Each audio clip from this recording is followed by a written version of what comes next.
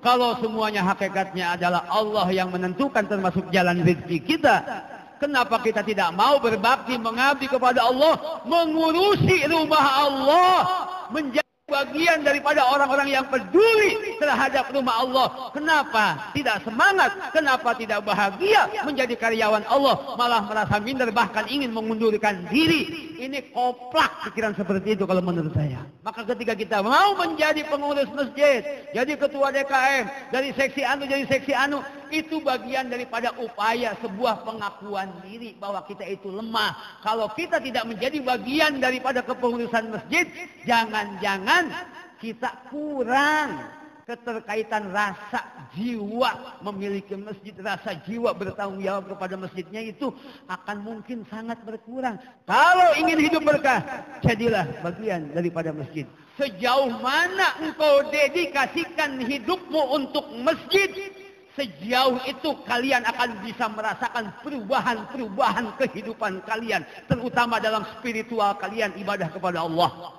Berarti kalau orang mau jadi pengurus masjid, berarti dia orang beriman kepada Allah. Kalau dia tidak mau jadi pengurus masjid, imannya dipertanyakan. Assalamualaikum warahmatullahi wabarakatuh. Waalaikumsalam warahmatullahi wabarakatuh. Alhamdulillah. Alhamdulillahilladzi amarna bil ijtima'i wat tawadudi wal ittihad wa nahana anit tafarruqi wat tabagudi wal ibti'ad. Asyhadu an la ilaha illallah al-hadi ila sabilir rasyad, wa asyhadu anna Muhammadar Rasulullah sayyidul ibad.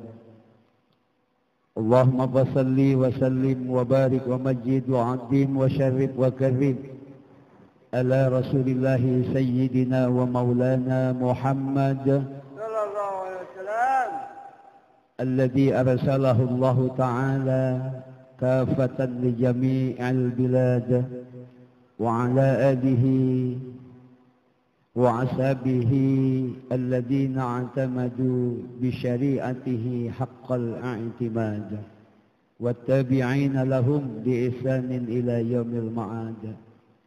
أما بعد قالوا سبحانك لا علم لنا إلا ما علمتنا إنك أنت العليم الحكيم.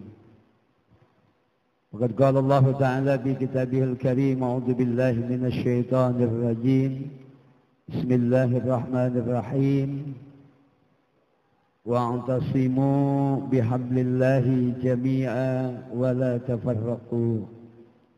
الآية. وقال رسول الله صلى الله عليه وآله وسلم كل جماعة رحمة وكل فرقة عذاب.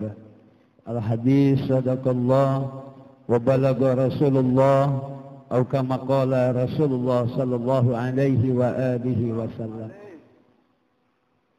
Syukran jazila. Awalan saya ucapkan terima kasih kepada pembawa acara Murattibul Awqat, Bapak Ustadz Imam Muzayyin Seksi Ubudiyah Baru. Selamat Bapak Imam, terima kasih atas waktunya. Selanjutnya yang sama-sama kita hormati Ketua DKM baru periode 2020-2030. Oh, iya. Bapak Ustadz Abdul Rahman beserta segenap seluruh pengurus yang terpilih, yang semuanya saya hormati, para ketua DKM Musola-Musola Segandaria beserta jamaah, bapak-bapak, ibu-ibu, para pemuda, remaja, anak-anak sekalian, hadirin wal hadirat yang semuanya saya hormati. Atas segala nikmat kurnia anugerah dari Allah yang tiada terhingga, yang sudah diberikan kepada kita, yang kadang kita sering melupakannya, maka oleh karena itu marilah kita untuk berusaha senantiasa mengingat nikmat-nikmat Allah dengan sesering mungkin membasahi mulut kita, lidah kita untuk senantiasa memanjatkan puja-puji dan rasa syukur kita kepada Allah Subhanahu wa taala, karena dengan bersyukurlah kita akan mampu meraih, mencapai dan merasakan kebahagiaan di dalam hidup. Karena tanpa ada rasa syukur, seperti apapun kehidupan kita, sebanyak apapun harta materi yang kita miliki, maka tak akan dapat kebahagiaan kita mencicipinya. Oleh karena itu, insya Allah dengan kita berkumpul di masjid, menghadiri pengajian, aktif dengan ibadah-ibadah yang lainnya, insya Allah ini sebagai bukti tanda rasa syukur kita kepada Allah Subhanahu wa taala, sehingga mudah-mudahan bukan hanya dicatat sebagai hanya yang bersyukur, tapi Allah tambah lagi nikmat yang lainnya yang lebih banyak lagi buat kita. Amin ya Allah ya Rabbal alamin. Kemudian salawat dan salam, rahmat Allah serta penghormatan teragung, penghormatan tertinggi, semoga senantiasa Allah limpah curahkan selamanya kepada junjungan alam, paduka mulia, baginda Nabi besar Muhammad sallallahu alaihi wasallam beserta keluarganya, para sahabatnya dan para tabi'in. Para jamaah sekalian yang dimuliakan oleh Allah, tadinya saya sudah konsen malam hari ini mau ngajar tafsir. Ternyata pas dilihat di grup diralat, nggak ada kajian tafsir malam hari ini, tapi hanya kajian umum saja, temaistik saja, atau tausiah apapun bebas katanya. Saya tidak akan banyak membawakan beberapa macam tema, mungkin nanti akan ada sedikit yang ingin saya sampaikan kepada para jamaah untuk menjadi acuan atau untuk menjadi bahan wawasan pengetahuan kita, supaya kita pandang di dalam beragama, cara pandang dalam melaksanakan aturan Allah itu kita betul-betul sesuai dengan apa yang diperintahkan oleh Allah, diperintahkan dalam agama. Sebelumnya saya ingin mengucapkan kalimat selamat terlebih dahulu kepada seluruh pengurus baru DKM atau Takmir Dewan Kemakmuran Masjid Al-Barakah yang tadi malam sudah melaksanakan mubes. Mubes apa? Mebes. Mubes ya. Kalau mebes mah kelelep nggak balik lagi, itu mebes. Mubes, musyawarah besar. Sehingga terbentuklah kepengurusan yang baru dengan ketua Bapak Ustadz Abdurrahman dan segenap seksi-seksinya dengan tugasnya masing-masing, tupoksinya masing-masing. Tentunya berharap mudah-mudahan ke depan makin solid, makin kompak dan terus semangat melaksanakan tugasnya untuk menjadi pada partisipasi berdakwah, lebih khusus di lingkungan kita di perumahan Mustika Gandaria, sehingga Islam semakin bersinar, syiar Islam makin berkembang, dengan tujuan tentunya bukan untuk pamer ria, tapi kita berharap turunnya rahmat dan berkah dari Allah buat kita semuanya. Amin ya Allah ya Rabbal alamin.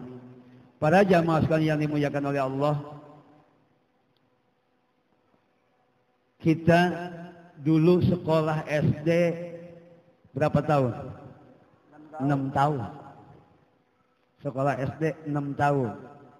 Saya sekolah SD 5 tahun.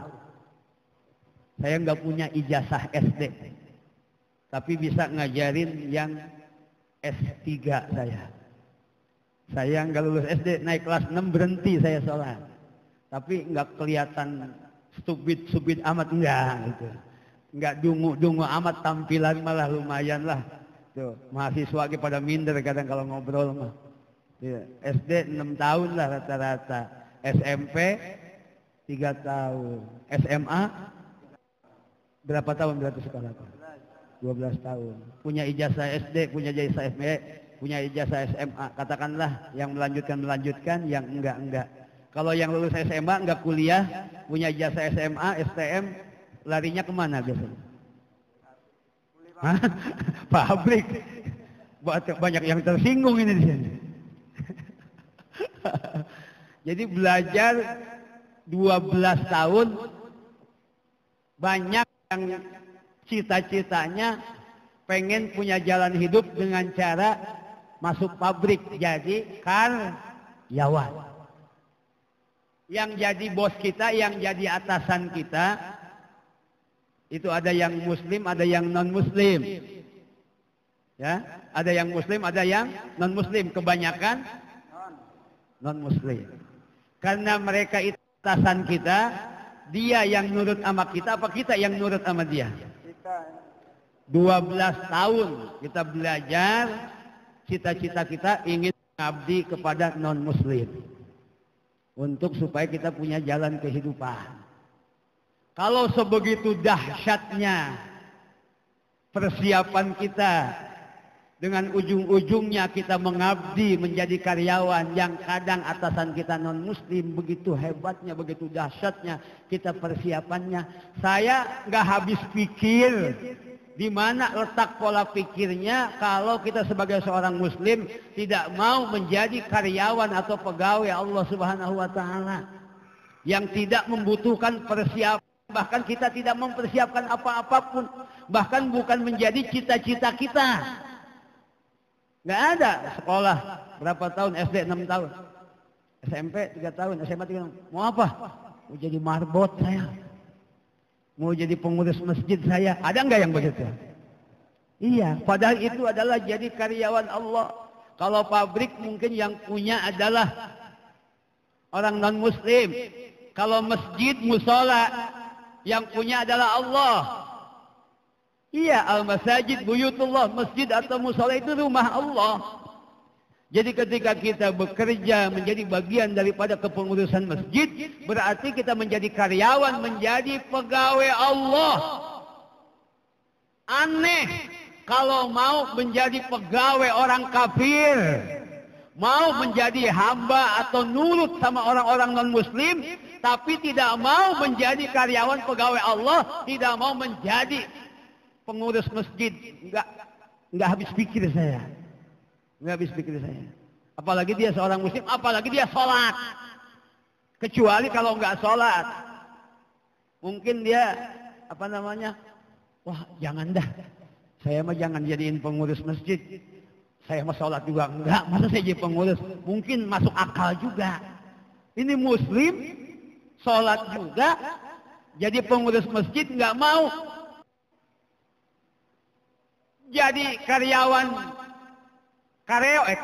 Korea, karyawan Jepang, karyawan Prancis aja mau kan? Iya kan? Mau jadi karyawan Allah, jadi pegawai Allah. Pura-pura, padahal tidak membutuhkan 12 tahun pendidikan, tidak membutuhkan ijazah SD, SMP, SMA. Di mana meletakkan logika berpikir kita sebagai seorang muslim? Iya. Kita mau sampai kita mati-matian bagaimana caranya. Bahkan mungkin di luar sana banyak yang kerja itu sampai nyogok-nyogok pengen jadi karyawan. Ini jadi pengurus masjid, Pak Abdurrahman habis berapa ratus ribu nyogok para jamaah semalam jadi ketua DKM. Pengurus di sini yang dimasukin staf pengurus, dipintain dana berapa supaya dicatat sebagai pengurus. Tidak ada. Tidak ada. Tapi kenapa kadang banyak di antara kita yang terlihat kurang semangat, tidak all out, tidak begitu fight. Bahkan kadang, saya mah jangan dimasukin deh, coret aja. Ya Allah. Bilang sama atasannya, bos, saya mah jadi karyawan Allah aja nggak mau, apalagi jadi karyawan engkau non muslim. Harusnya begitu berpikirnya. Iya. Ketika kita secara zohiriyah mungkin merasa dijamin di perusahaan kita karena menjadi jalan kehidupan kita. Apakah itu bukan hakikatnya Allah yang memberi jalan kehidupan buat kita? Itu mah hanya zohiriyahnya doang, syariatnya doang. Kita bekerja di situ, atasan kita ada di situ. Hakikatnya Allah memang menentukan jalan rezeki kita di situ. Kalau semuanya hakikatnya adalah Allah yang menentukan termasuk jalan rezeki kita, kenapa kita tidak mau berbakti, mengabdi kepada Allah, mengurusi rumah Allah, menjadi bagian daripada orang-orang yang peduli terhadap rumah Allah? Kenapa tidak semangat? Kenapa tidak bahagia menjadi karyawan Allah? Malah merasa minder, bahkan ingin mengundurkan diri. Ini koplak pikiran seperti itu kalau menurut saya. Dalam hadis kan disebutkan rajulun qalbuhu mu'allakun bil masajid tahta zillillah yauma la zilla illa zilluh. Seseorang yang hatinya selalu teringat berkaitan dengan masjid, itu nanti di hari kiamat akan berada di bawah naungan Allah yang tidak ada lagi naungan dan perlindungan terkecuali hanya naungan dan perlindungan Allah. Itu diberikan kepada orang-orang yang mau memakmurkan masjid, orang-orang yang hatinya selalu ingat dengan masjid, kehidupannya tidak bisa terlepas dari masjid. Seperti itu. Kita itu harus tahu diri dalam arti begini. Kalau umpamanya iman kita lemah, kalau umpamanya nafsu kita gede, iman kita lemah, ya jangan coba-coba banyak terlalu bergaul dengan perempuan-perempuan yang membuka aurat. Jangan sering jalan-jalan ke pantai. Jangan melakukan hal-hal yang akan membuat iman kita makin lemah, membuat kita meningkat. Itu seperti itu caranya. Kalau iman kita lemah, masjid kalau jauh sedikit, musola kalau jauh sedikit, kadang agak berat untuk berjamaah. Apalagi sholat subuh berjamaah, bangunnya sering kesiangan, seperti sudah diakui beberapa minggu yang lalu. Ya kan? Kalau kita tahu bahwa kita ini lemah, kita harus smart, harus pandai-pandai mengkait-kaitkan diri kita supaya kelemahan yang ada dalam diri kita itu menjadi hilang, menjadi terkuatkan dengan cara mengkaitkan diri kita. Dengan cara apakah kita menjadi bagian daripada pengurus masjid, entah dengan mengambil rumahnya yang dekat dengan masjid, dengan musola. Harus seperti itu. Tahu orangnya pemalas, bangun tukang kesiangan, ngambil kontrakannya biar jauh dari masjid, kagak berisik begitu. Lah bagaimana bisa tertolong? Bagaimana bisa terbantu keimanan yang lemah kalau kita mencari posisi yang justru tidak menguatkan kita. Maka ketika kita mau menjadi pengurus masjid, jadi ketua DKM, dari seksi anu jadi seksi anu, itu bagian daripada upaya sebuah pengakuan diri bahwa kita itu lemah. Kalau kita tidak menjadi bagian daripada kepengurusan masjid, jangan-jangan kita kurang keterkaitan rasa jiwa memiliki masjid, rasa jiwa bertanggung jawab kepada masjidnya itu akan mungkin sangat berkurang. Toh kita menjadi pengurus aja kadang berjamaah sering tidak aktif. Kita jadi pengurus inti aja kadang sholat subuh kesiangan. Bagaimana kalau kita itu tidak menjadi bagian daripada pengurus masjid? Betul, memang ada yang tidak jadi pengurus masjid tapi dia ibadahnya lebih aktif. Betul memang. Tapi kan tidak semuanya.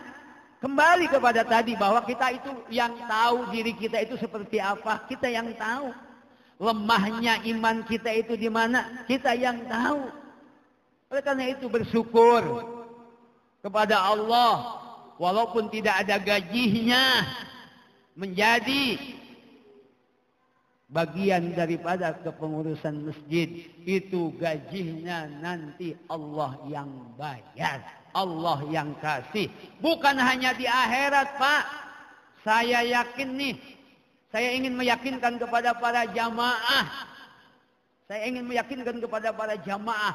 Sejauh mana engkau dedikasikan hidupmu untuk masjid, sejauh itu kalian akan bisa merasakan perubahan-perubahan kehidupan kalian. Terutama dalam spiritual kalian, ibadah kepada Allah. Itu saya ingin meyakinkan kepada para jamaah. Semakin kalian banyak meluangkan waktu, pemikiran, meluangkan bahkan materi untuk kemakmuran masjid, untuk menjadi pegawai Allah, tinggal menghitung hari. Keberkahan-keberkahan hidup akan dirasakan. Keberkahan-keberkahan hidup akan dirasakan. Ketenangan hidup, ketenangan jiwa akan dirasakan. Sebaliknya, apabila kalian menganggap bahwa kepedulian terhadap rumah Allah itu adalah hanya sebuah rasa malu dengan teman, hanya sebuah euforia berorganisasi, dianggap sesuatu yang tidak membawa dampak baik di dalam kehidupan, dalam berkeluarga. Maka kalau orang tidak ada mindset berpikir untuk menjadi bagian daripada orang-orang yang mau memakmurkan masjid, maka dia akan makin jauh dari masjid, dia akan makin jauh dari Allah. Bahkan saya yakinkan kehidupannya juga akan jauh daripada namanya keberkahan. Jadi kesimpulannya, kalau ingin hidup berkah, jadilah bagian daripada masjid. Kalau ingin hidup berkah, jadilah bagian daripada masjid. Mau jadi seksi apa kek, mau seksi tukiem kek, tukiem. Dibentuk langsung diem, kagak ngapa-ngapain. Ya, yang penting di situ kita bisa berpartisipasi. Kan jamaah masjid itu ada jamaah inti, ada jamaah khusus, ada jamaah umum. Jamaah inti itu adalah kepengurusan. Makanya pengurus masjid itu, saya tidak sempat menganjurkan tadi malam mungkin, itu diusahakan untuk segemuk mungkin. Pengurus masjid itu harus gemuk itu apa namanya? Banyak. Iya. Sebanyak mungkin yang dilibatkan menjadi anggota kepengurusan masjid. Iya. Seksi dakwah 25 orang. Itu biar ustaz kagak datang, nanti ditampil seorang gantian dakwah, kan seperti itu. Ya seksi apa. Nanti dia ada semacam rasa tanggung jawab. Oh, saya adalah pengurus masjid. Berarti saya harus banyak meluangkan waktu untuk masjid saya. Jangan hanya memikirkan kehidupan pribadi saja, jangan hanya memikirkan keluarga saja, jangan hanya memikirkan meningkatkan kesejahteraan hidup saja. Apalah artinya kalau jauh dari masjid, kalau jauh dari Allah? Kan seperti itu. Iya, digemburkan. Makanya saya sering kalau bikin panitia kayak acara kurban, itu dianjurkan orang yang nggak pernah ke masjid masukin jadi anggota. Iya, anggota apa ke tim kebersihan ke? Iya, itu bagian daripada teori dan seni dakwah. Itu seperti itu. Sama, nih ada nih jamaah Masjid Al-Barokah, tapi dia sholat, tapi kayaknya kurang aktif. Kadang pengajiannya, kadang ngelok, kadang kagak, kadang hadir, kadang kagak. Masukin pengurus masjid. Iya, nanti ditata, dikasih wawasan pengetahuan, tugas dia apa yang dia harus dia lakukan. Supaya jangan tumpang tindih, supaya jangan salah tupoksi satu dengan yang lain. Kan seperti itu. Dan nanti dia akan merasa mendapat kepercayaan, mendapatkan amanah, mendapatkan perhatian. Maka dia akan memberikan balasan dengan cara dia insya Allah akan lebih aktif lagi ke masjidnya seperti itu. Jadi silakan. Ya kalau paling tidak yang sudah dibentuk pengurusnya jamaah inti. Kalau nggak ada yang lain, minimal kalau pengurusnya banyak, ada 100 orang, 50% aja yang hadir sholat berjamaah rame. Itu maksudnya seperti itu. Sholat berjamaah aja rame. Ya saya disuruh ngomong begini, jadi tadinya temanya mau ngaji yang lain ya. Mohon maaf ini mah spontan aja, saya spontan aja. Ini spontan aja. Sharing lah berbagai pengetahuan tentang cara memakmurkan masjid seperti itu. Jamaah inti, kemudian ada jamaah khusus. Jamaah khusus itu adalah jamaah yang sehari-hari sering aktif berjamaah, sering aktif ikut pengajian, tapi tidak masuk dalam kepengurusan, dalam DKM. Itu jamaah khusus. Itu seperti itu. Kemudian ditambah lagi dengan jamaah umum. Jamaah umum itu ya bisa jadi jamaah yang mungkin jamaah yang ada di sekitar masjid, mungkin ada jamaah orang yang lewat, orang pendatang atau siapapun, kadang datang, kadang enggak, itu jamaah umum. Itu seperti itu. Nah, ini para jamaah sekalian yang dimuliakan oleh Allah Subhanahu wa taala. Jadi ketika semuanya sama visi dan misinya, melihat bahwa urgensi. Jadi kayak tadi malam saya ngomong ini, urgensinya kita sebagai seorang muslim, sangat pentingnya kita sebagai seorang muslim untuk jangan jauh-jauh dari masjid. Karena hanya orang-orang yang dekat dengan masjid, mereka yang mendapat hidayah dari Allah Subhanahu wa taala. Al-masjidu hisnun. Masjid itu adalah benteng. Benteng kalau lagi perang, kalau tidak mau terkena senjata musuh, dia harus bersembunyi di benteng. Jadi ada peluru berseliweran, dia simpan, dia ngumpet, dia berlindung di benteng, dia selamat. Masjid itu benteng untuk menyelamatkan diri kita daripada godaan-godaan kehancuran dan kerusakan kehidupan akhir zaman. Semakin sering kita ke masjid, semakin terjaga mata kita, mulut kita, telinga kita, anggota tubuh kita, hati kita daripada urusan-urusan duniawi, apalagi urusan maksiat. Itu seperti itu. Tapi kalau kita jarang ke masjid, gersang diri kita, gersang jiwa kita. A'udzubillahi minasyaitonirrajim. Innama ya'muru masajidallahi man amana billahi wal yaumil akhir wa aqama as-salata wa ata az-zakah wa lam yahsha illallah fa asa ulaika ay yakunu minal muhtadin. Innama, sesungguhnya. Kalimat kalau pakai innama itu sudah ada semacam penekanan, ikhtisar, ada semacam penghususan. Innama artinya hanya. Sesungguhnya orang-orang yang memakmurkan Allah, orang yang mau memakmurkan masjid-masjid Allah, mohon maaf, innama ya'muru masajidallahi, sesungguhnya yang mau memakmurkan masjid-masjid Allah, man, hanya, pakai hanya wa adawatul qasri illa innama atkun wa taqdimun kama taqaddama kama qala Juhar Maknun dalam ilmu balaghah. Hanya man, ada 4 kriterianya. Amana billah, 1, dia beriman kepada Allah.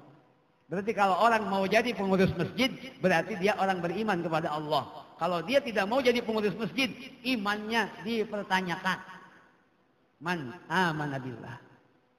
Karena beribadah itu nomor 1 patokannya adalah iman.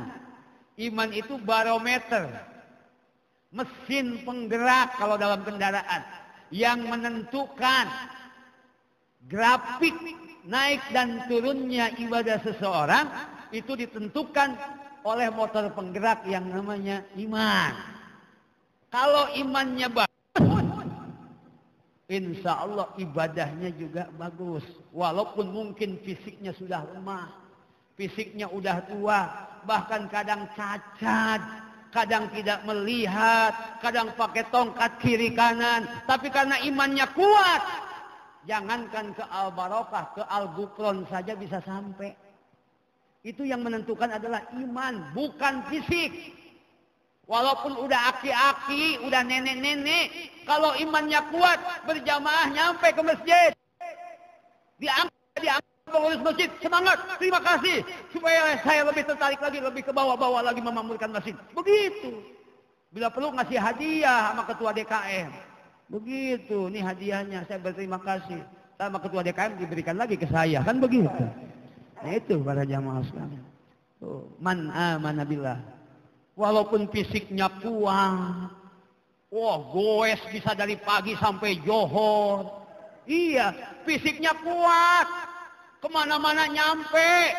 Iya, nyetir ke Jawa kuat, goes kemana-mana kuat. Masjid depan mata kagak kuat melangkah, kagak kuat ngangkatin Allahu Akbar, kagak kuat. Ngangkat kerjaan mah di pabrik, di perusahaan berpuluh-puluh kilo beratnya. Wah, dari pagi sampai sore. Ke masjid kagak kuat, dilewatin. Kenapa kok seperti itu? Iman yang berbicara, iman yang menentukan. Makanya orang yang mau memakmurkan masjid Allah, kriteria yang pertama, dia beriman kepada Allah. Man amana billah. Yang kedua, wal yaumil akhir. Kalau kalimat atap itu ala niyati tikraril amil.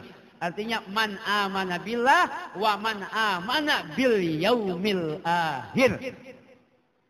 Ciri kedua orang yang mau memakmurkan masjid adalah orang yang percaya beriman terhadap adanya hari akhir. Karena beribadah memakmurkan masjid itu upahnya, gajinya diberikan oleh Allah nanti di hari kiamat. Nanti di hari kiamat, bukan sekarang. Bukan sekarang, kalaupun ada khotib atau imam atau guru yang dikasih tidak sesuai kalau dinilai dengan materi duniawi, tidak. Itu tetap nanti di akhirat. Di akhirat, makanya orang yang rajin atau senang menjadi bagian daripada kepengurusan masjid, dia adalah memang orang yang memiliki konsen terhadap nasib nanti dia di akhirat. Paling enggak dia punya pikiran begini, saya ini banyak dosa, saya ini pemalas ibadah. Ibadah itu saya jarang banget. Kadang yang fardu doang, yang sunat jarang, itu pun kagak bener yang fardu. Sholat kagak khusyuk, ibadah kagak ikhlas. Maksiat gak berhenti-berhenti, dohir batin, mata, mulut, telinga, tangan, kaki, perut, farji, apalagi hati. Dosa sudah kagak kehitung, makanya udah kagak dihitung lagi, udah bingung saking kebanyakan dosa. Saya ingin nanti di akhirat itu selamat. Seperti para wali.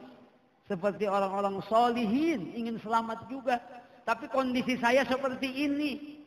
Maka saya senang sekali ketika saya oleh teman-teman dijadikan bagian daripada anggota atau jamaah atau kepengurusan satu masjid. Walaupun saya tidak layak, walaupun saya tidak pantas, tapi saya justru akan menjadi termotivasi untuk bisa memperbaiki diri karena saya bagian daripada kepengurusan masjid.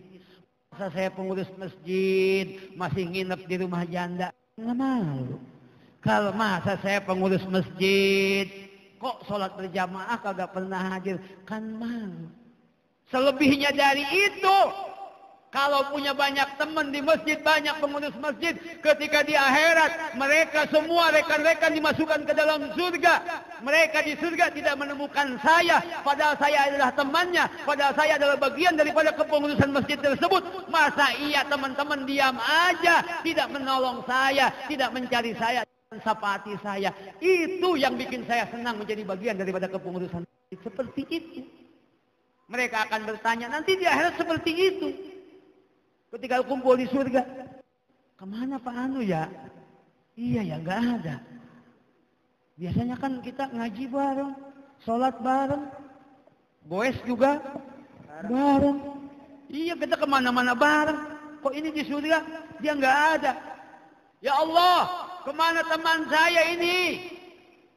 Bapak Imam kok nggak ada? Bapak Lurah Dais kok nggak ada? Ini di surga kemana?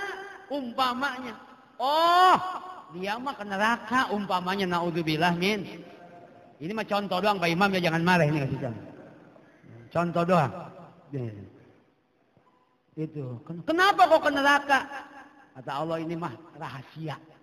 Kagak dibukain. Nanti mah dibukain. Saya nggak enak aja ngomongnya kan seperti itu.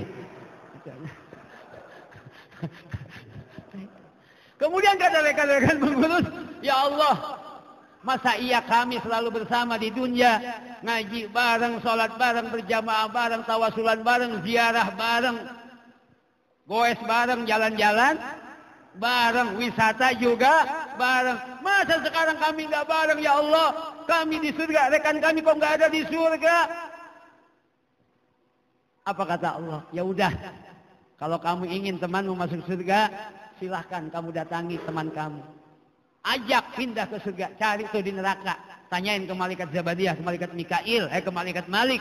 Minta supaya dikeluarin. Begitu. Atas rekomendasi izin dari Allah, seorang sahabat mampu memberikan syafaat pertolongan terhadap sahabat yang lainnya. Dan harapan itu akan datang. Harapan itu akan hadir. Kita mau menjadi bagian daripada orang-orang yang aktif di masjid. Insya Allah. Allahu Akbar. Assalamualaikum warahmatullahi wabarakatuh.